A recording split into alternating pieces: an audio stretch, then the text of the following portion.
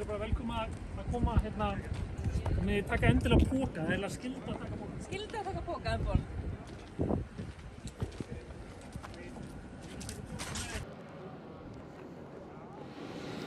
Welcome to the RVK Grapevine Newscast. My name is of course Valur Grettisson. I'm an editor-in-chief at RVK Grapevine.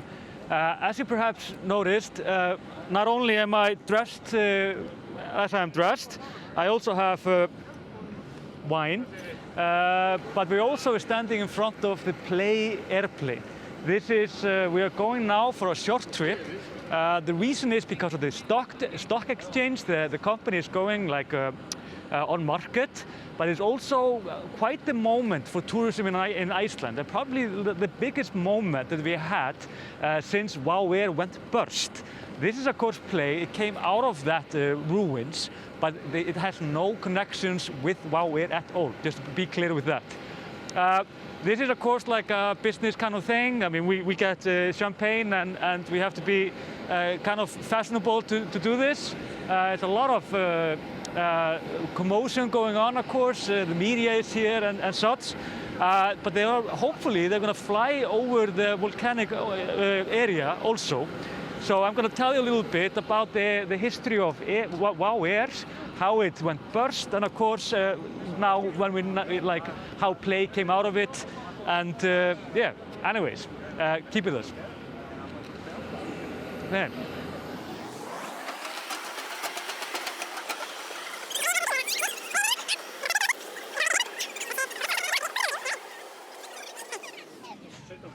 Já, ok, almennilegt. Styttist bara.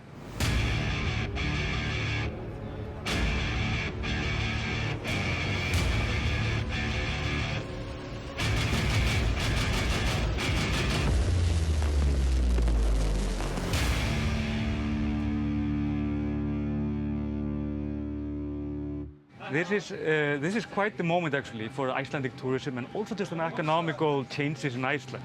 Like you have obviously seen in the whole world, the world is having a lot of difficulties and facing extraordinary challenges when it comes to how to just move on. But Icelanders, there was an OECD paper that came out today, and today is Wednesday, by the way, although we're showing this on a Monday after. There are a few reasons because of this. Do you want me here?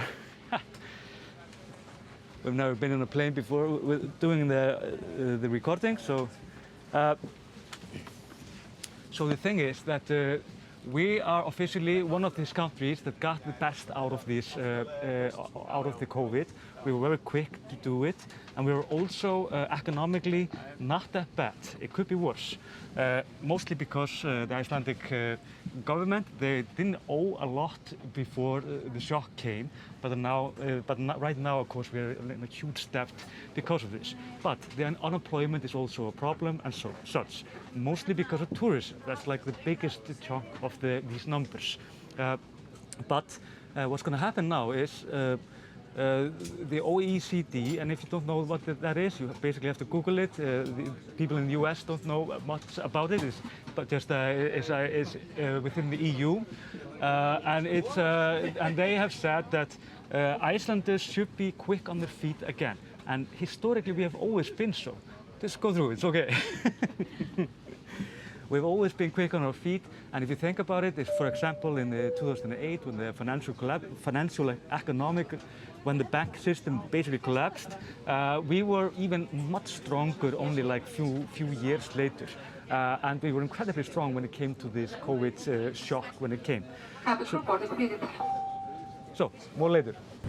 Á þessari vél eru 8 vélmerktar útgönguleiðir, 4 hurðir á hvorri hlið. Áhöfnin bendir nú að þann útgang sem næstur ykkur, en hafið þið í huga. Like this, like it don't have to be in like these high heels. Yeah. Like that, I think.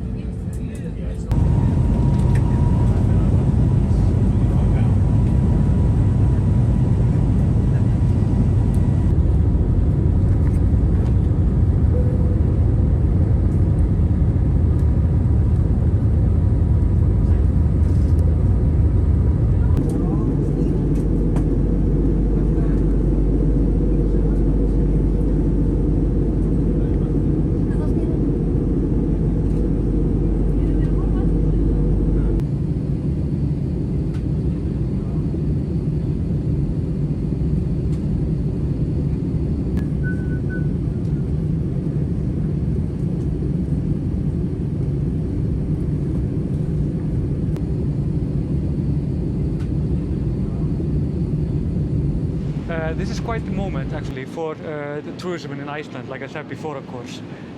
Play is, for example, Play is the first company in 15 years that has been its own market, like public market in the stock exchange. We haven't seen this for years, I guess. They also, they're having a very good start. And not only that, it's very symbolic also for, what would you say, like how everything has been, sorry. No, it's very symbolic, of course, for the economical changes that are happening now. We've been literally like hibernating for what, 2 years now almost. And perhaps even more so because WOW Air has been, of course, a lot in the discussion. And when that went burst in 2019, there was a grave shock wave that went through the system, and it really affected a lot. It affected the economy in Iceland, the tourism, and small companies like ours, of course.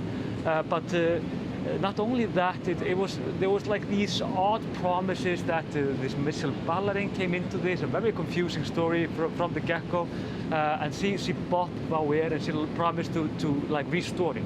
Of course, she never did this, but then again, the people from WOW Air, they went away and they started this one, and this comes like from the very experienced people, and they seems to be doing this in a very basically it's incredible just to have another airline in Iceland. We have had occasionally throughout the history 2 airlines. There is always Icelandic, but then we have had there have been a few different airlines in Iceland, but they seem never to fare that well. But the feeling is very different now, and a big part of that is actually the CEO, which is like humorously enough, he's also a metal guitarist. So we're going to speak to him a little bit later on, and hear a little bit like how he sees this and how this will go. So let's go for that. Hvað þetta fyrst specification? 12, 11, 10, 9, 8, 7, 6, 5, 4, 3, 2, 1.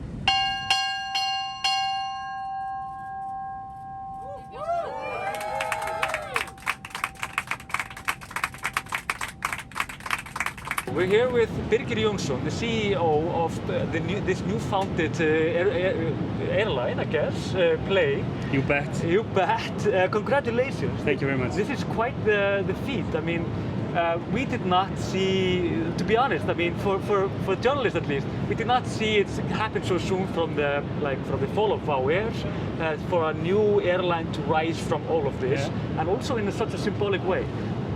Perhaps just tell us like how they started, when did you last sleep, and so on. Well, I mean, this is an overnight success that took 2 years. Yeah. Like all good overnight success. Exactly. You know, Góðir farþegar. Nú þetta bara að klárast hjá okkur. Við ykkur að vinsamlega fá ykkur sæti. We don't have much time. Og sætisbeltin og þau séu spennt. En ekki bara að setjast þegar. So what we're wondering is more or less just, I mean, how has this been? When did you sleep the last time? And like you said, I mean, it's not an overnight success, although it is. It's been in the planning phase for, I guess, 1.5 years. Yeah. And it takes a lot of time to start an airline, to build an airline. There's a lot of regulatory things that need to be taken care of. But I guess that when the market saw that the tourism was opening up, COVID was lifting, start of this year, then things began to move quite quickly. Some very powerful investors became interested, and once you have the money, you can do things. They mentioned this. This is actually, it's incredible. This is the first time in 15 years that they have a tourist company in the stock exchange market, and you are breaking a lot of just records by just going this far with this. And that's a huge reason why we're doing it. I mean, tourism in Iceland is top 3 in our industries. Yes. And there's 1 or 2 companies, and there's actually 1 company on a stock exchange. So this is a huge opportunity for the public and for investors to take part in the resurrection that we see coming now. Exactly. That COVID is lifting.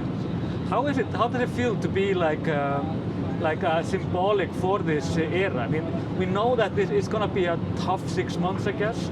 But I mean, you've already started selling flights, and how do you feel like that? Will it change quickly, or do you think this will take more time? Or? We have a lot of flexibility built into our system, and also just because that we are extremely well funded, we have no debt. So we basically can put our capacity into the market as the demand dictates, and we do not assume to have 90% full flights from the first month. But we are in this for the long run, and you know, we have a good plan, a solid plan. There have also been extraordinary challenges on the way. You have had this very harsh debate with the unions in Iceland and such. Do you feel like this is you're getting to an agreement where this could actually work out? And do you feel like there is a goodwill against the company, or is it both ways? Or? I feel it from the public. Yeah. I feel it from the traveling public and from the investors. Of course, this process of getting registered or floated on a stock exchange was also good in this aspect, because we were able to lay the facts on the table. And I think once people saw the actual salary numbers and the contracts, you know, the matter seems to be on a much more logical basis. And you know, it's got nothing to do with low pay or some slavery conditions, you know. Tell me then one more thing. You have an interesting track record as a CEO. For example, you started out as a heavy metal guitarist in the drummer. In one of the Iceland's best known metal band, Dimma. Yeah. And then you went to the post office. That was also quite the struggle. We saw it in the news every day. How does a metal head go from there to here? It's always the same what you have to do. You have to, whether you are running a metal band or the postal service or an airline, it's about people. Yeah. It's about creating a teamwork and the spirit and having a clear objective and know where you're going. And it doesn't matter if it's going to play heavy metal in Downingtown Rock Festival or reform the Icelandic postal service. You have to just create the right kind of team. Exactly. Be in the best band you can be in. Exactly. Brilliant. Thanks for this. Thanks for inviting us, and congratulations with this. My pleasure. Huge step. Thanks for coming. Thank you. This is it for this pretty fun newscast, I have to say. It was very nice to see Iceland from above, of course. It's also just nice to see there's a lot of optimism in the air in total, and it's very nice to feel it actually. Also, I just want to remind you on our online shop, and like and subscribe if you like it, of course. There are two things I want to tell you about. There have been a lot of people coming to the office, of course, traveling to Iceland, and we love this. But my time is, as you can see, it's not much, and I'm kind of everywhere and nowhere, and it can be hard to reach me. So I have a solution for this. We actually have me and Bjarkar, my friend. We are starting basically a walking tour in our summer vacation. We're going to do this for 1 week. You can find the link down here. If you have any questions, you can of course email me. And it's basically we're going to walk me, Bjarkar and Polly, and we're going to tell you about the city. Cost some money. We're doing this, of course, in our vacation, and we just see this as an opportunity just to connect those that want to come, and also just to tell you a little bit like what Icelanders really feel about our history and so on. So please check it out, and please just come and meet us in the middle of July. The dates are there. You can choose from various of dates. We'll do this around for 1 week. We don't really have more time than that, and you can spend 2 hours with us. And because I'm going for a vacation, I explained this a little bit last time in a Volcano-cast, I won't be here. So to be safe, on the safer side, we of course want to keep on with the newscast. So I have a substitute, and we took him with us to this flight here. This is of course John Pearson. Hi. He's a fantastic journalist as well as a broadcaster, and you're what, English? I'm English, yeah, I'm from London. You're from London, yeah. Living in Reykjavik for over a year. Exactly. And looking forward to getting my teeth into the news during the silly season in Iceland when there is no news. So thanks for going away in July. The cucumber season, like we call it actually in Icelandic. So don't be kind to him, of course. He has this thick, posh English accent, not the Icelandic one. but he is full of good news and he will tell you all the things that you need to know. And I will be back at the beginning of August. So, anything I should know? Anything unexpected you're going to do? Any changes? I'm going to quit halfway through you being away. No, I just expect. I'm just looking forward to bringing stories of donkeys having escaped from the paddock in Seyðisfjörður and all the important news that everybody needs to hear. Yeah. That's it for us today. Again, like and subscribe, and thank you for watching. So, we're landing. Where are we? Where are we? I never There's know some where clouds down there. I don't know. That's pretty much all I can see. Yeah, if you think about where's the sun? This is where it is.